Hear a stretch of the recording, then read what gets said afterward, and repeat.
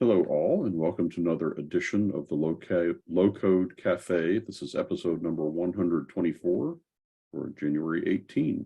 Today we're going to talk about mobile application development and see a demonstration of it. Hear from a couple of members of our team in both product and development. But before we do that, let me introduce myself. I am Dale Warner, Head of Support for Plant and App. This Low-Code Cafe is an event we do every Wednesday here at 10 a.m. Central Time. And it's a weekly webinar that we do to mostly demonstrate hands-on low coding. But you'll also hear stories and tips from our team and from the community. We invite you to be our guest speaker if you have an application or a segment of an application that you've developed and like to demonstrate. We would be happy to host you. We actually have one of those scheduled for next week, so we will appreciate both that participation and just encourage you to be here. Watch for our email on that one. All these webinars are recorded, and so the past editions are out on YouTube, youtube.com/plantandapp. And so we invite you to sign up for those, subscribe, hit the alarm bell so that you know when we post new content. Our agenda today, I will give some from the trenches stories, and then we'll dive right into the mobile story. Peter Schotman will be we'll be talking about our big picture, and then developer Vlad Manole will be demonstrating the app and talking about the technical details. Please engage with us. There is a chat window. There's a Q&A form. You can raise your hand to ask a question out loud. And after it's all over with, there's a feedback form, so you can use that. You'll see that link to that both on the chat here in a moment, and then it's also in the emails that we send to you. But if you give us feedback on what you liked, what you didn't like, and what you'd like to see coming up, we will incorporate that into future episodes. With that, I will dive into from the trenches of support and talk a little bit about some hotfixes. So we just released version 1.24. So our version 1.23, we're seeing some final hotfixes go out for that. So there were 15 that we previously released.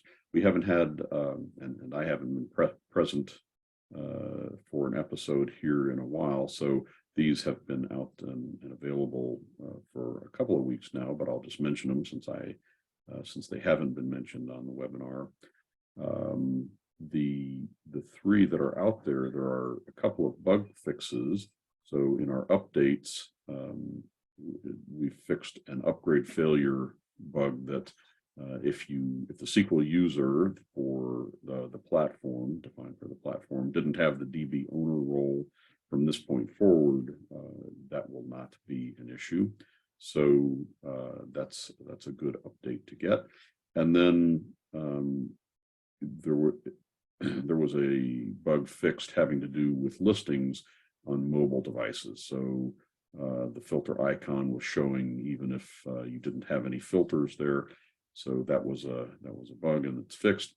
That one probably less, depending on your application, may or may not be of interest to you. There was another enhancement made, and this is listed as a hotfix for you, but it was an enhancement that was made specifically for a project that our delivery team is working on. So it may not be an issue for you, but it's available in case you run into the same issue, and that is that we've added a new JSON variation of a token for a very specific case. And so I wanted to show that to you just to help you visualize it. If you are using a server request type of an action and you're requesting an information from a server, so you going to a URL, in this case I'm doing a get, you can send headers to that, but you can also receive headers back from the server request. And in some, again, I think it's a little bit of an esoteric case, but in some cases, the headers that come back, there might be a couple of B headers that are returned, whatever in this case, I'm returning two headers, A and B, but some servers will return multiple headers with the same name. And so if you encounter situation and you retrieve the B header into a token called header B, there will now be a header B JSON token generated so that you can get to all of the values of that returned header. Again, a little bit of an esoteric case, so you may not see a lot of value in installing that. But if it applies to you, and this is generally true for all our hotfixes, right? There'll be hotfixes that we provide that are available, and if the situation applies, then you can install it. If the situation doesn't apply to you, there's no real benefit that you get out of installing it. So those will be that'll be up to you. Sometimes we publish hotfixes as recommended or even critical. And so when you see those recommended or critical ones, you might act on it differently. But a standard hotfix, if the situation doesn't apply to you, there's no reason to install it. There was then, in our new version 1.24, we haven't released any hotfixes yet, and there are 2 in this period. And these are probably worthwhile to install. One is having to do with the new API's interface. There was an issue where with the save and test functionality, you might have needed to click that more than once to get everything saved. And so that's probably, if you're using the new API interface, you'll want to install that and make sure that you don't have anything unsaved or have to remember to click it twice. And then for those of you who are using dynamic fields, there's now the ability to add single and multiple file uploads dynamically as well. So this is kind of an advanced technique. If you dynamic forms means that you're presenting a form that isn't a predefined simple form that has the same fields every time, but rather based on data or other conditions on your system, the form might present differently to different users or in different situations. So if you're using that dynamic field functionality, there's now the ability to get files, single and multiple file uploads through that. It's a nice enhancement. I wanted to talk a bit today about updates in general, and I'm just going to give you 3 quick tips and talk about some known issues. So when you're doing updates, this could be a hotfix, it could be a major version, it could be updating the DNN platform, but just any of those, we test these extensively, and we try to deliver something that will succeed every time, that the install process will work perfectly every time. But there are a variety of conditions that can come up, and each platform, each client setup is different, and so it's possible that you can run into an error even on something that we've tested and found that it's good. So there's, as a best practice, if you can apply your updates against a current clone of your site, that will enable you to find those issues before they're impacting your production site. Another quick tip is that you should always have a backup meaning both the database and the file system, and be prepared to roll back to the backup if you have an issue. Because if you upgrade in production and something goes wrong, the site may be down or things might not work as you expect. So you should be prepared to roll backwards. And then finally, test after you install any key functionality that you use. You should test it and make sure things still work the way that you expect. And I'll just say that these issues that we're talking about are not limited to Plant an App or our individual modules, but can be any module that gets installed within the platform can cause issues. So it's not vendor specific, it's a general issue. And so that's a very good best practice. Within our modules, I'll just mention that We have some known issues in the area of from our versions 1.21 to 1.23, and they are in general around these areas. Our upgrade scripts during this time period assumed that you were a DB owner of the underlying SQL database, so that your SQL user that connects to SQL Server was a DB owner.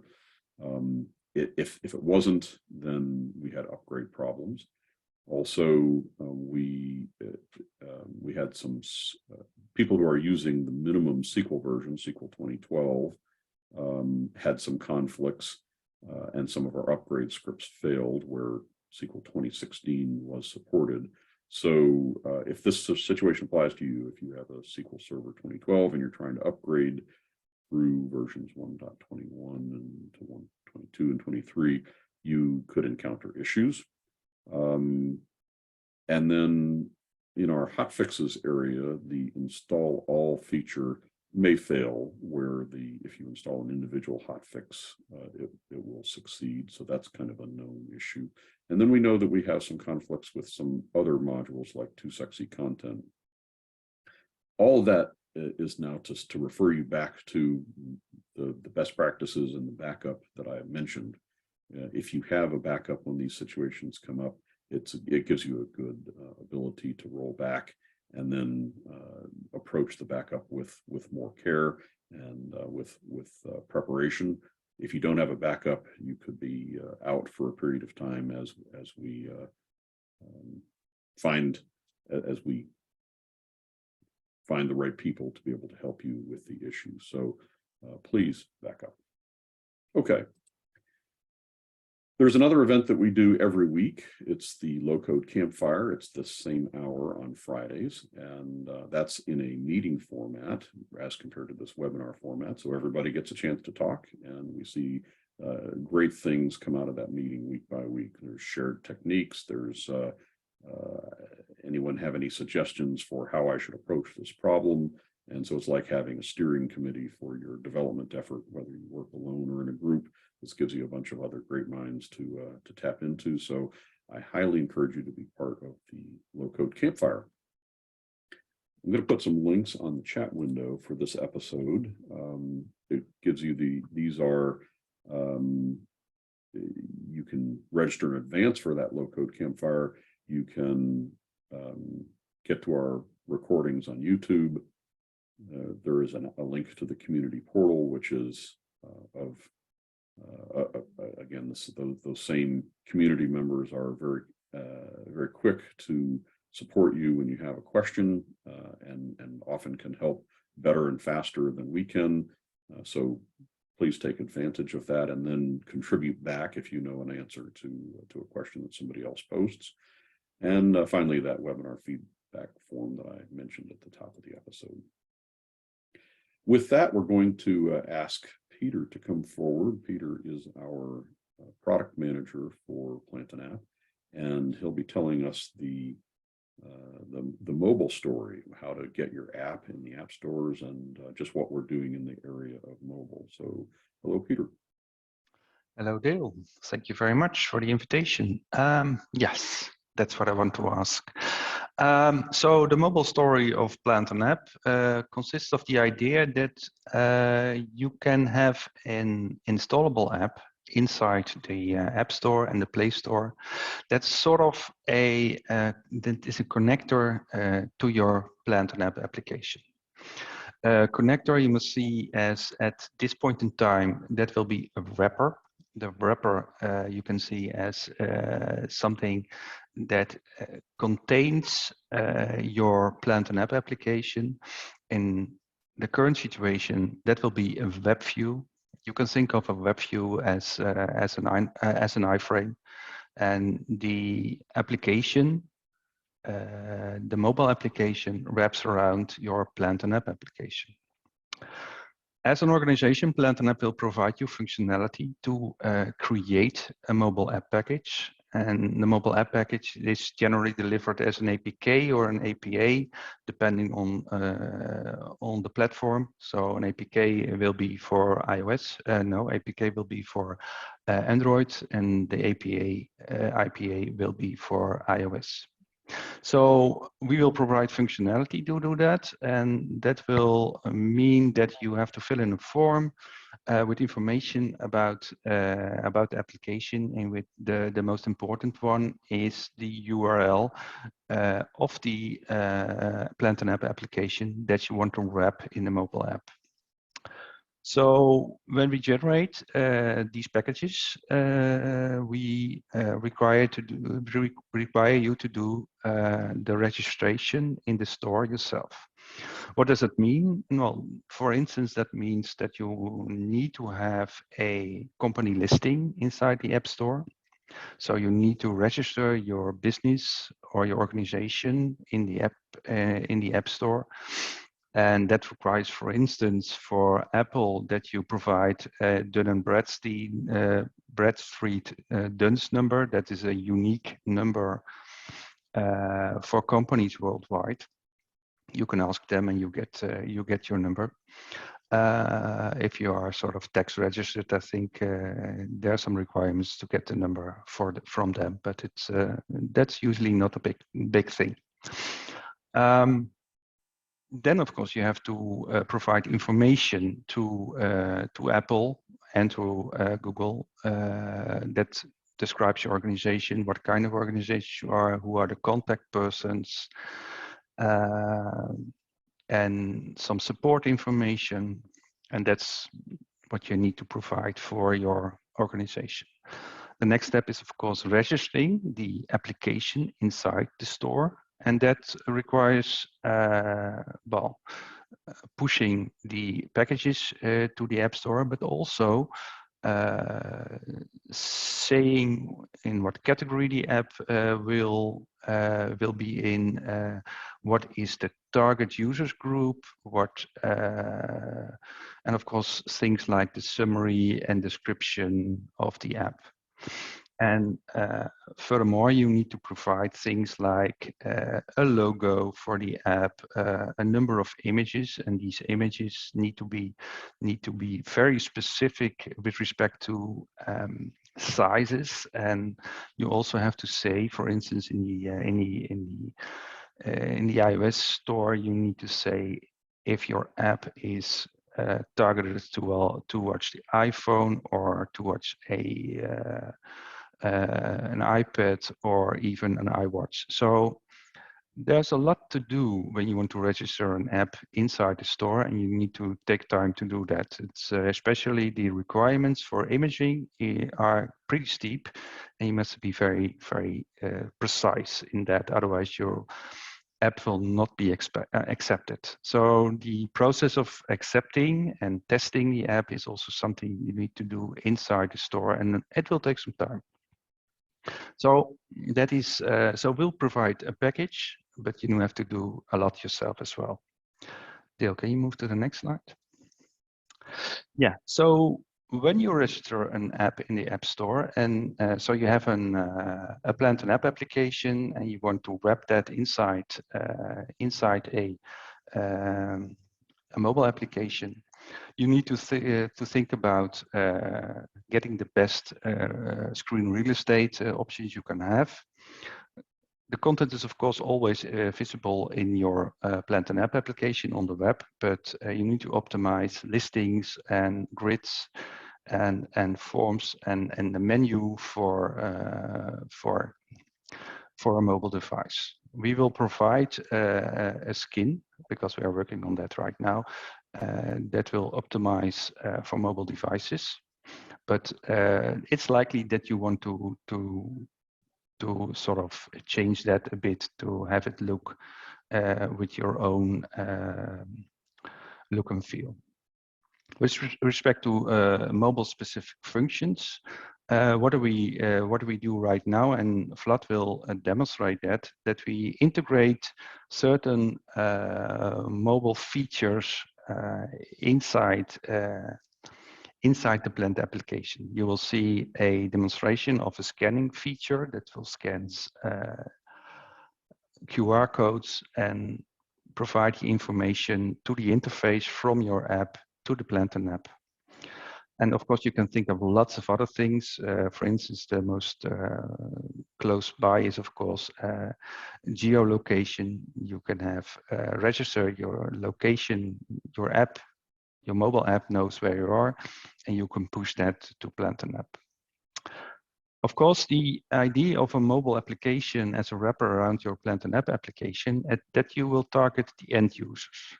So the mobile app is not designed to do stuff like creating entities or designing workflows. That's you will still do in, of course, in your configuration screen on a desktop or a laptop machine. Can you move further, Bill? So with respect to future developments, what we are thinking of is connecting the native user authentication on your device, on your mobile device, with the Plantain app web application, web authentication. The Plantain app web authentication works inside your mobile app. So inside the app, you can log in as a regular web user, as you are accustomed to at this point, but you can also think that we can use the mobile app authentication features inside iOS and Android to connect to your Plantain app authentication, but that's not developed yet. We think of a lot of other things we can do. For instance, a native dynamic app page menu. So we can, for instance, get a call to an API to get all the pages you need inside your mobile app and dynamically create a menu in the mobile app. Other things like notifications and badges on your mobile device are also something we think about, but we have no timeline when we're going to deliver that. Another thing which is of course possible to get content natively and dynamically generated as listings or as forms through API calls and get them natively on your mobile device. And of course, the last thing we think about is offline mode. So having a database available on your mobile device, that's pretty easy possible, and get the database filled with content when there is a connection, and when there is no connection, you get the content from that database on your mobile device. So lots of possibilities for the future. So we just started with our mobile story, and we are very excited to work on it and to extend the possibilities. And now I will give the floor to Vlad to show what we've done and what we have currently. Hello, everyone. Thank you, Peter, and thank you for the invitation. This is my first time, I think, at the Low-Code Café. And my name is Vlad Manole. I've been working for Plantain app for more than 6 years now as a front-end developer with JavaScript. And I think as a team lead for 1.5 years for the development team. And this is finally my first time. And I just want to say, one of the nicest guys you could ever meet. Thank you very much, Dale. I second that. So what I want to present to you today is the technology we used for the mobile app. I want to talk a bit about the theory and my journey as a JavaScript developer into the mobile world. And then I will present what we did specifically for Plantain app to integrate with that technology. And then I will show an app Dale has created, and I have contributed a bit to it to show the mobile capabilities. And then I have a small surprise for you guys. Please stay until the end. We have a present for everyone related to the mobile apps. You're a natural at this, teasing the finale. That's great. Thank you. I hope I have the ability to share my screen. Can you see it? Can you see the Flutter screen? Yes. So the technology we are using is called Flutter and has been created by Google. And the pitch for it is one code base for every screen. The things that interested us the most is to build apps for Android and iOS. we didn't have any on hand inside the company developers for Android or iOS, so we had to do it ourselves, the developers that were available. So Flutter was a good choice for us because it can build hybrid applications. And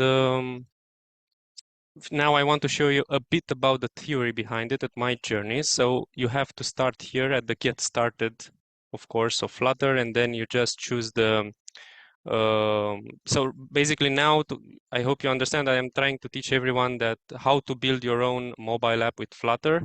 If you are, for now, until we do everything Peter said, it will be some time.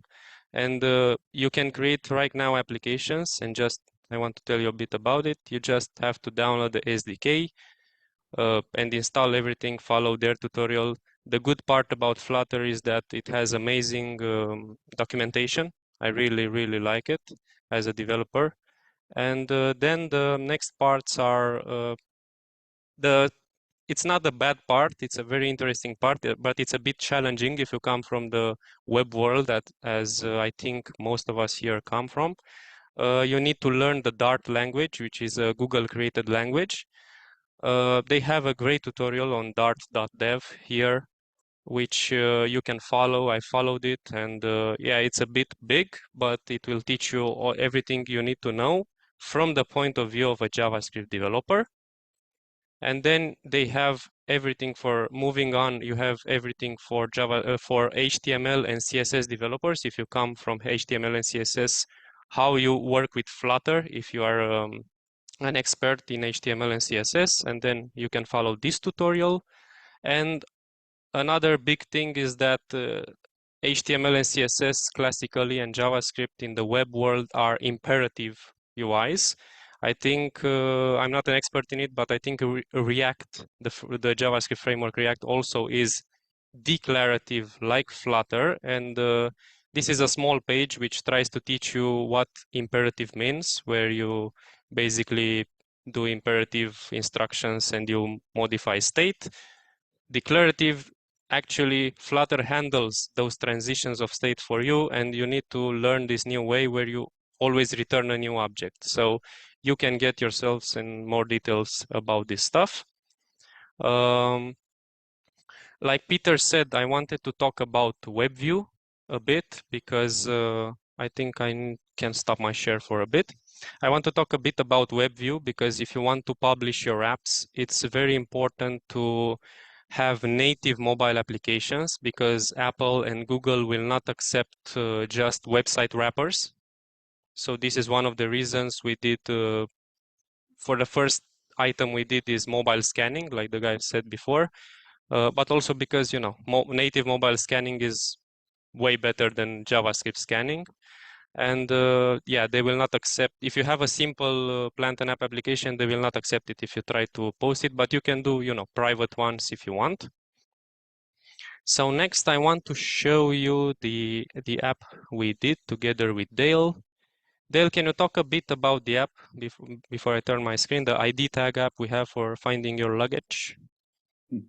Sure. So to demonstrate, just a quick demonstrate application, the idea is that if you put a tag on your luggage that has a QR code on it, if your luggage gets lost at the airport or somebody finds it because you've left it behind at a restaurant, they can scan the QR code and it will provide information. As compared to, of course, you could have that same tag and have your information on the tag, Dale Warner, Forney, Texas, phone number, whatever. But by doing it through a QR code, the app lets you change the information if you move, if you get a new cell phone number, things like that.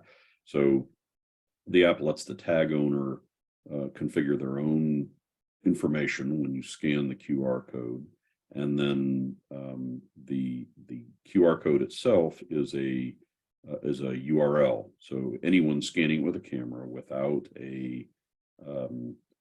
any app installed gets redirected to a Plant and App URL that displays information about that particular tag.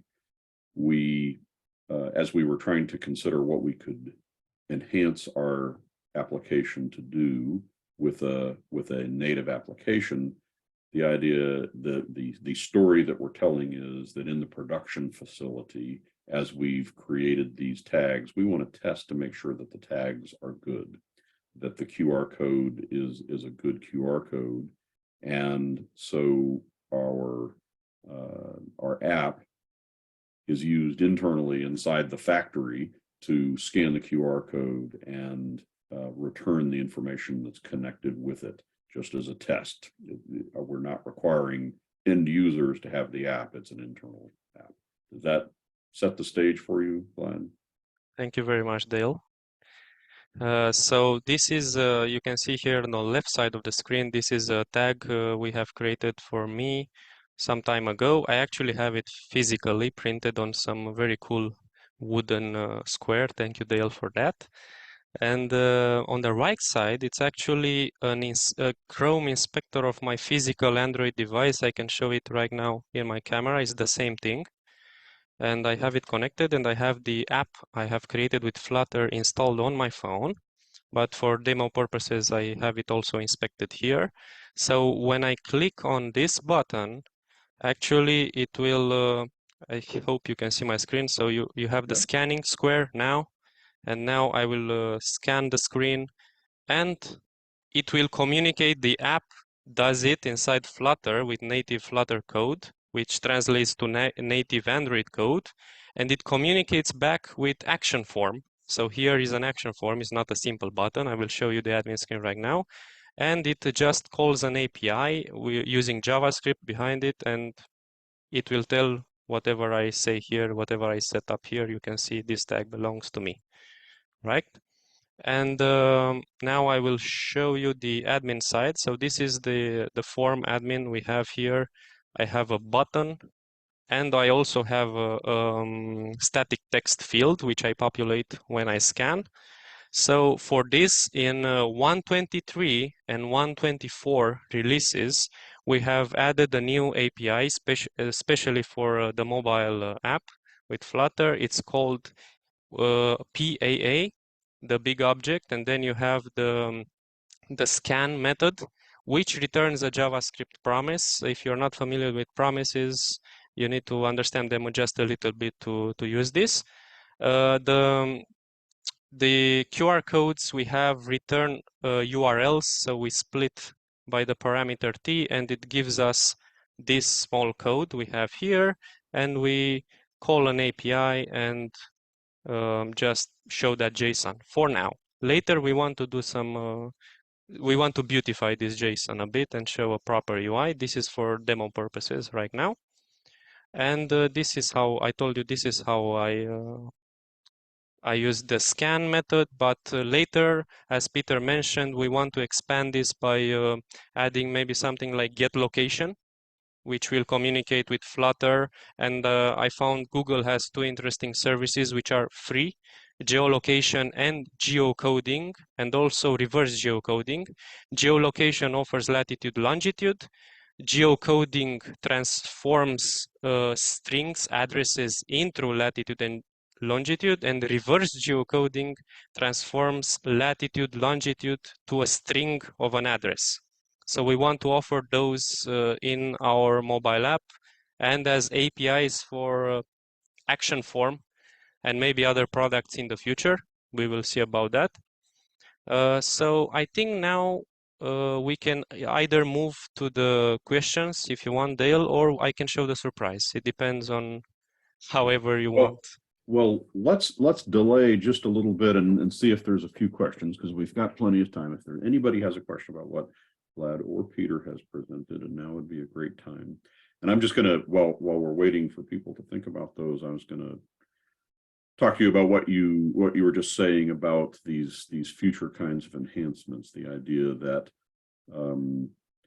somebody could have an app running and arrive at an address, and as a result, they could see with like that reverse geocoding, they can see, oh, I am at such 1234 Main Street, not just their latitude longitude, but you could see your address here is, and then perhaps I know Google provides a lot of services about what is at that address or around that address. Yeah, it's So interesting. They have a parameter for precision, which has like low precision, medium, high, and stuff like that. It depends on what interests you. So this could certainly be used to find if you were a door-to-door salesperson, it could be, am I standing at the right address? It could be, how do I find the nearest restaurant, or things like that, because the device is going to tell where you are, and the service, probably for a fee, would tell you what's nearby. Vlad, I have a question for you. Now you have an on-click event with an API that calls the scan method. Is the idea here also that we want to have actions for that? Yeah, of course. Yeah, we will have actions definitely for this. Okay, and what would be the parameters for those actions then? For scanning, I guess. For scanning, I guess probably the output parameter, of course, is the barcode. The input parameter could be, you could restrict what types of barcodes to read. So, you know, there are multiple, you can, QR codes here is a subset of barcodes. So that's why I keep saying barcodes. You could restrict it only to QR. So maybe you have, I don't know, a warehouse where you have multiple codes on a product and you just want to scan the QR. And even QR codes have multiple subtypes. So you can be very specific about what you want to scan. So then the device would reject things that, if there's a code 39 on there, it would just ignore it. Yeah, it will just ignore it and things like that. This is one idea I have, and yeah, we can talk about it. I think it has more and more capabilities. We use a third-party library for a very popular one with many options, so we can expand it a lot. For scanning and for geolocation, I said you can do precision in the future, and I don't know, maybe you want only latitude and longitude, maybe you want only addresses and stuff like that. But we can, yeah, turn them into actions. So we have a couple of questions and a comment. So first, I'll go with Jim Anthony asks about, can an app be built and deployed for internal use without using the app stores? Yeah, and this is part of the surprise. Okay, so I knew Jim would ask that. So we will we'll hold that one for a minute, Jim. We'll see the rest of the answer in a minute. And then Mark asks about, can you describe our goal for providing forms and lists through an API? I think that was back to something Peter was talking about. Yeah, Peter was describing it. So I think the idea, Peter, is to work on rendering forms and listings inside Flutter natively. Where you were going with that idea? Yes, that is if you want to have native content, you have to get the content first, of course. And in that, if you think about a listing, you can in Flutter you can define a listing based on the results of an API call. But that, of course, requires that you build stuff inside Flutter, and then you only have to talk to that API call from, okay, give me this listing. So that is one way of looking at it. I think this extension is not on our highest priority list. I think notifications are the most interesting after getting the scanning and the geolocation done. But well, we can see what will happen in the future. And that was the other comment that Mark made, that push notifications would be very nice. It's not a question, but I think we all agree being able to integrate with push notifications. Wonderful. So Vlad, when you're ready, I think we can move on to your now somewhat revealed surprise. But I will show the somewhat revealed surprise right now. Together with the leadership of the company, we have decided to give the app I've shown, the starter app, as open source on GitHub. You can see here we have the public tag. So this is where I did a very small README I put the getting started with Flutter link, and you can start with Flutter and you can download this. You need Git, of course, or you can, just download the zip, and you need to go over your specific instructions on how to install the SDK, and then you're ready to go. I've mentioned here the file you need to edit, which lives here in lib. And here is where I had Dale's app ID tag URL. You need to put your URL to your DNN instance, and then you're good to go. You just build it, connect your device. If you want to do it for iPhone, you need to have a Mac and connect the iPhone to the USB port. That's the only way it works. But for Google Android, you can just create an APK and install it however you want on your phone. So there's the surprise we have, and I hope this answered Jim's question. So very nice, Vlad. So I can And build I will my put own this app in the now. chat. Yeah, of course. And now I think I have to put this in the chat.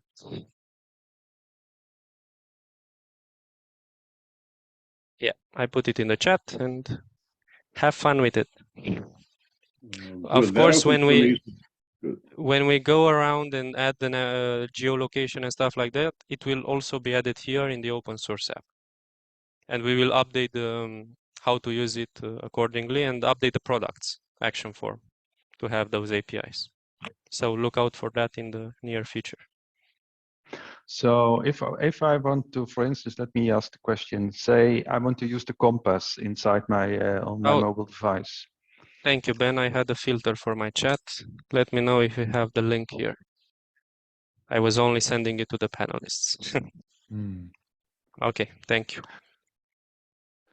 So if I want to use the, for instance, the compass on my mobile device, so there also then should also be an action, or can I do that straight away inside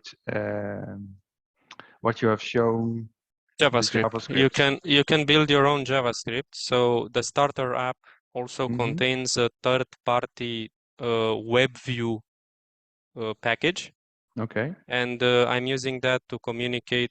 The communication is already set up, and it's just a few lines of codes and easy to understand. After you go through the theory I've shown, you learn a bit of Dart, you learn a bit of Flutter. It's easy to understand a few lines of code of how to communicate with JavaScript. So the scanning part I did in action form is, again, 10, 20 lines of code. And you can do your own 20 lines of code in the initialization scripts of action form if you want. But of course, in our products, we are working on public developer documentation right now, together with our CTO, Robert. And you can build your own actions in Plant and App, but that's a bit harder to do than just a few lines of JavaScript. You can just include it on the front end of your page where you want to use it. Okay, yes. So I can... The web view injects an object, and you will see it in the... Yeah. Okay, so, and in that object, there's all the information I sent from my mobile device to action form in this particular case. Yeah. Okay, very nice. Okay, any final questions? I'll just, Ben has a great one here. Is it possible to use Flutter to build a native app, but only use Plant and App's APIs to obtain data, so the native app can do all the UI stuff? Oh, definitely. That's what we are going to do in the future. But you can start with it now if you want. You can use probably API endpoint for that, right? And entities and stuff. Plant and App can just be the backend. Absolutely. And if we go back, and this has been a while, but we spent some time demonstrating how to integrate Adalo with Plant and App, and this is exactly the case that we used, where we where we retrieved and set data in the using the Flutter as the, using Adalo as the user interface, but Plant and App as the backend through API endpoint. So, yep, lots of different ways to put these pieces together. Great. Listen. Yes, sir, Patrick. Let's just say there's another question from Mark there. you have any understanding of the timeline for releasing these capabilities in Plantain app? Well, you must look at the timeline for different things. Currently, when we release this app, or actually you can already design your own or run your own code here, with what just Vlad said put on GitHub. But if you want to integrate, if we want to build the actions, so the native actions inside the Plantain app, that will require some time. So we do not have a timeline for that. Yeah, so I cannot answer that at this point. And so there's another question from Ben. Just confirming, you said in order to build for iOS or Android, you must have a physical device and also a proper PC, meaning a Mac. No, they have tutorials for Chrome OS, Linux, Mac, and Windows. But if you want to build for iOS specifically, yeah, you need a Mac because that's the restriction from Apple. But for but again, that's a restriction for iOS. But for Android, I think you can use anything you want. They have tutorials for anything. I hope it answers the question. Good. I'm going to suggest, and now I'm going to put you on the spot, Vlad. Have you put any thought into coming to Campfire and answering? Oh yeah, I've already invited myself for Friday. Perfect. So that's a more interactive way to get a hold of Vlad to ask this or any other question. He's very bright. He'd be happy to answer any question you have.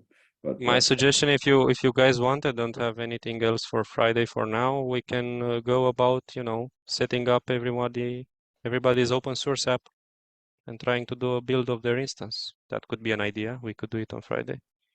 it's an open format, so we don't have anything predefined. And if that's where you wanted to go with it, that would be great. Yeah, Ben says, I wish Apple didn't have that limitation. I would love to build iOS on my Windows machine. Yeah, you and every developer. All right, with that, I think we've gotten there for today. I'll throw the URL that Vlad shared up on the screen here for anybody who is watching along and didn't get a hold of that chat. But we do see that people are already looking forward to coming on Friday. So that'll be a good session. If you can't make it, we do put those out on YouTube as well. But better yet, attend. All right.